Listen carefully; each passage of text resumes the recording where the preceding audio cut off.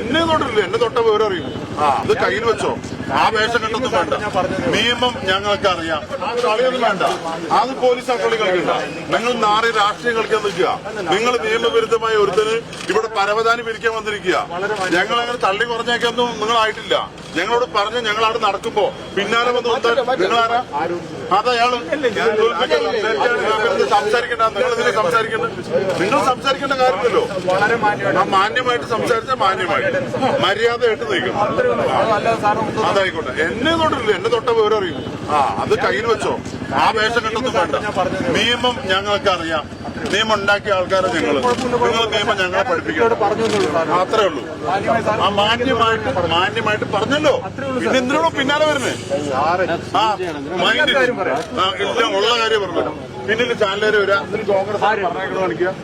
നിങ്ങളെ പിന്നാരെ നോക്കുന്നത് നിങ്ങൾ അവിടെ നിന്ന് സംസാരിച്ച് നടന്നു പോവുക. പിന്നെ നിങ്ങൾ ഇതിനെ വെറുതെ ആവശ്യമില്ല പിന്നാലെ വരുന്നത്. വന്നത് നിങ്ങളല്ലേ? എവിടെ പോയി? പിന്നാലെ വന്നിട്ട് എന്താ ഇത് പോത്തുകളെ നയിക്കുക? അതൊന്നും വേണ്ട. ജനപ്രതിനിധികൾ, ഞങ്ങൾ ജനപ്രതിനിധികളാണ്. ബഹുമാനം വെച്ച് സംസാരിച്ചു. പിന്നെ പുറകെ വരണ്ട. അപ്പുറത്ത് നിൽക്കുന്ന ആൾക്കാരൊക്കെ മുഴുവൻ മാറ്റി. അയാളല്ലാതെ ഇനി അഥവാ വരികയാണ് അയാളുടെ കൂടെ ആളുകൾ അതിന്റെ അകത്ത് കയറിയത്, അതിന്റെ വേറെ വകുപ്പുണ്ട്. നിയമം എല്ലാവർക്കും ഒരേപോലെ.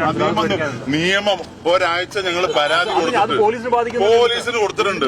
എന്താ നിയമവിരുദ്ധമായിട്ട് 2 കാർഡ് കൈവശം നിങ്ങൾ വെച്ചാലും ഞാൻ വെച്ചാലും നിയമവിരുദ്ധമാണ്. അതറിയോ? നിങ്ങൾക്ക് നിയമം അറിയോ?